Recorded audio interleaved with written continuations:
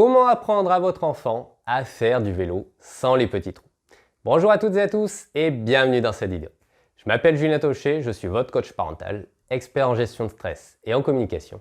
Et aujourd'hui, je vous donne 6 clés pour bien réussir à apprendre à votre enfant à faire du vélo sans les petits trous. Et je vous donnerai en bonus, à la fin de cette vidéo, une manière ludique de compléter cet apprentissage. Donc restez bien jusqu'à la fin. Avant de commencer, je vous invite à vous abonner pour être sûr de bien recevoir toutes mes prochaines vidéos. Alors la première chose, la première clé pour apprendre à votre enfant à faire du vélo sans les petits trous, en fait c'est que ça doit venir de lui-même.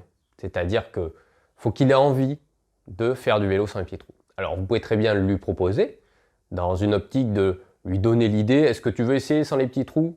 Mais il faut quand même que ça vienne de lui, qu'il en ait envie pour pas le forcer, pour pas finalement aller contre son envie, parce que ça peut très bien le bloquer, ça peut créer chez lui une angoisse, une crainte par rapport à ce vélo, et puis même il ne va pas avoir forcément envie de s'investir autant que si c'est lui qui est dans la démarche d'apprendre sans les petits trous. Donc ça c'est vraiment le premier point, c'est-à-dire que vous allez comme ça lui proposer. Alors peut-être que la première fois il ne voudra pas, peut-être qu'au bout de la troisième fois il va dire « Ah mais oui, je veux bien essayer ». Mais voilà, vraiment être à l'écoute de votre enfant, lui proposer, ou même si lui par exemple il vous dit « Je veux essayer sans les petits trous », peu importe son âge en fait, parce que peut-être qu'il va vous paraître un petit peu petit, ou peut-être que justement vous dites là il commence à être grand, ça serait bien qu'il fasse sans les petits trous. Adaptez-vous à l'enfant, respectez l'enfant dans ses choix, et s'il est petit qui vous dit « Je veux essayer », enfin du moins si vous le jugez trop petit, parce qu'il est peut-être trop petit dans votre perspective que vous avez de votre enfant, c'est plus le petit bébé, il veut maintenant faire du vélo, vous vous dites c'est mon petit bébé, ou non il est encore un peu petit, il risque de se faire mal. S'il vous demande à essayer sans les petits trous, laissez-le essayer sans les petits trous. C'est qu'il se sent en mesure d'essayer, il se sent en confiance, et donc voilà, écoutez l'enfant, adaptez-vous à son besoin, proposez-lui, mais vraiment suivez l'enfant dans son choix de vouloir essayer ou non. Ne le forcez pas, et s'il vous le demande, justement, accompagnez-le dans ce choix. La deuxième clé de réussite, ça va être de commencer dans l'herbe. Tout simplement parce que il va tomber et il tombera dans l'herbe. Il se fera moins mal que sur le goudron, parce que le goudron, ça accroche, il va y laisser des bouts de peau. Donc, essayez dans l'herbe pour commencer. Ça va permettre comme ça d'avoir quelque chose où il tombera, il se fera moins mal. Il n'y aura que la chute, mais il n'y aura pas justement le fait que ça va râper et ça lui fera moins mal. Donc, ce sera plus confortable dans cet apprentissage. Alors par contre, ça va être plus dur du coup que sur goudron. C'est-à-dire qu'il y a des petites bosses, il y a de l'herbe, donc ça va être un petit peu plus dur pour lui, mais on s'en fiche parce que c'est pour apprendre, c'est pour l'apprentissage. Donc il ne va pas faire très long, même s'il se fatigue parce que c'est plus dur, il ne va pas faire très long de trajet. Donc c'est vraiment pour apprendre. Donc vous pouvez à ce titre gonfler un petit peu plus les pneus pour que justement il s'enfonce moins. Mais voilà, ça va être plus dur que sur le goudron, mais ça va permettre comme ça de commencer tranquillement, vu que c'est sur des petites distances, vous commencez dans l'herbe, donc juste avoir cette vigilance à gonfler un petit peu plus les pneus. Et donc la troisième clé, ça va être justement d'être dans l'optique qu'il va tomber. Donc ne pas être dans la crainte, est-ce qu'il va tomber? Il va tomber dans tous les cas. Donc déjà partez dans cette idée qu'il va tomber, et ça évitera de dire il va faire du vélo, est-ce qu'il va tomber? Non, il va tomber dans tous les cas. Donc ça, déjà, c'est une première chose. Et ne lui transférez pas votre peur de la chute. C'est-à-dire qu'il va tomber dans tous les cas. Que vous ayez peur qu'il tombe, c'est tout à fait normal, c'est complètement normal, mais ne lui transférez pas la peur en lui disant « Attention, tu vas tomber, attention… parce qu'en fait, vous allez lui transférer votre peur et il va avoir lui aussi peur. Et donc derrière, pour l'apprentissage du vélo, vu qu'il a peur, il ne sera plus en mesure de le faire parce que inversement, s'il a peur que vous lui dites « Mais non, vas-y, tu vas y arriver ». S'il a peur, vous aurez beau lui dire « Tu vas y arriver, ça va bien se passer ». S'il a peur, ça sera beaucoup plus compliqué.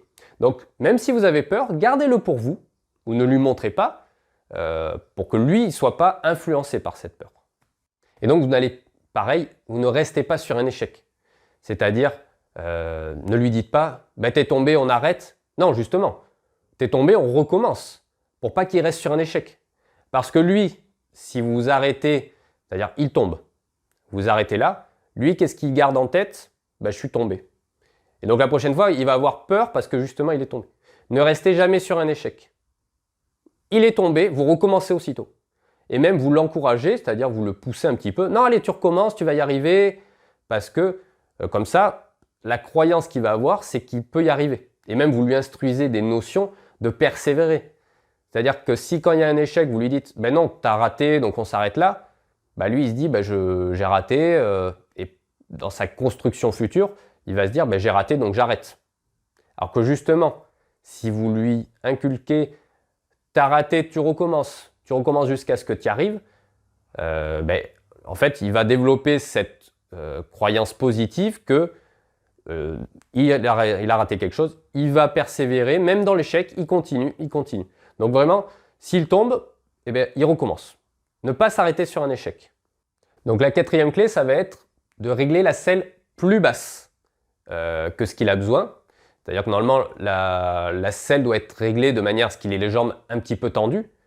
Du moins pour les adultes, c'est comme ça que ça se passe. C'est-à-dire que vous allez plus vous fatiguer si votre selle est réglée très basse. Vous allez avoir les jambes continuellement fléchies et au niveau des muscles, vous allez plus vous fatiguer en montée par exemple, que si vous avez la selle qui est bien haute, où vous êtes sur la pointe des pieds pour pédaler, là vous ne fatiguez pas le muscle.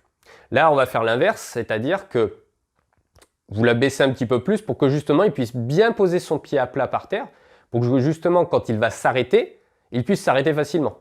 Ou s'il perd l'équilibre un petit peu un moment, et puis il peut poser son pied par terre et rattraper le tir. Alors que si la selle est trop haute, il va pouvoir poser le pied et il va tomber. Donc baissez la selle plus basse, de la même manière que le sol est plus dur ou plus mou, et ça va le fatiguer, là ça va le fatiguer aussi. Mais c'est pas grave puisque c'est pour apprendre.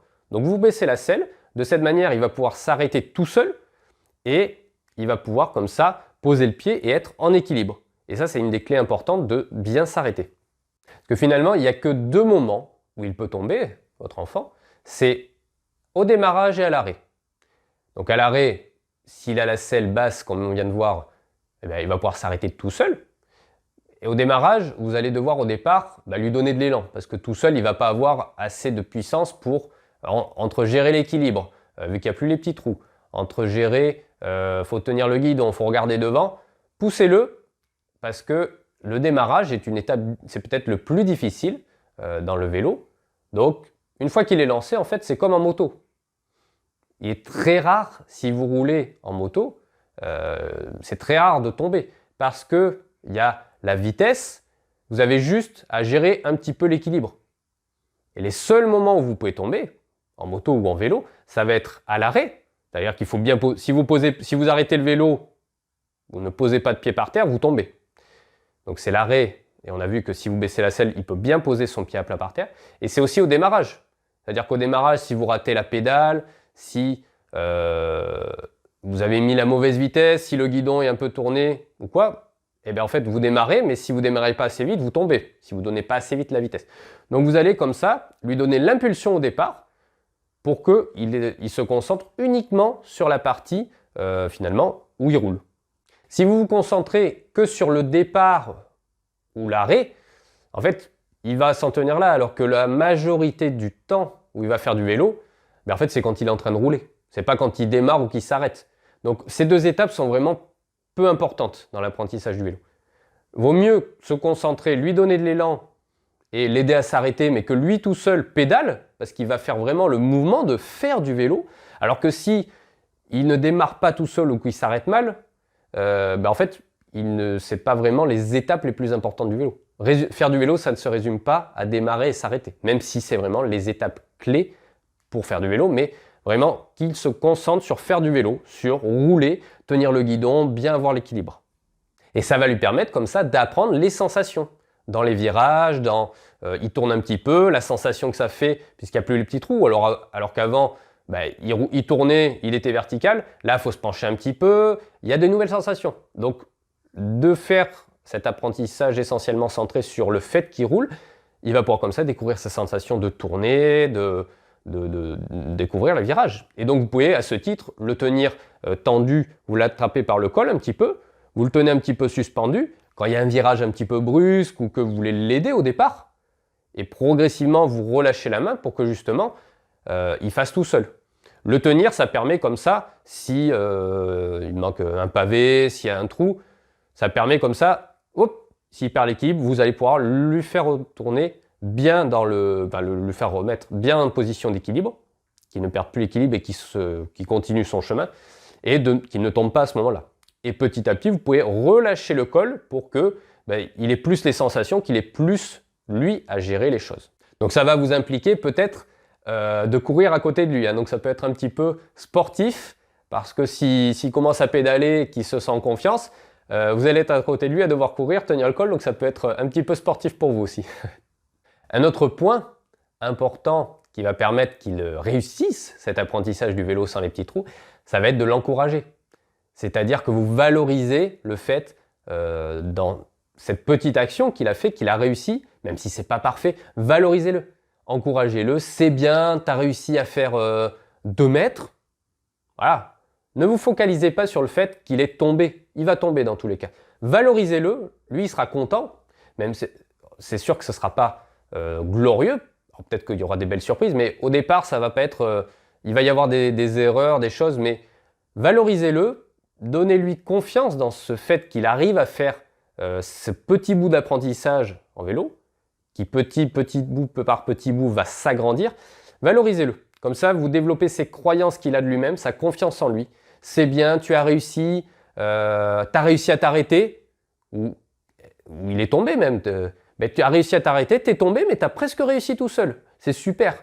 Voilà, valorisez-le. Trouvez toujours le mot positif dans ce qu'il a fait. Tu as réussi mieux que tout à l'heure. Tu as moins guidonné, tu as moins perdu l'équilibre. C'est bien.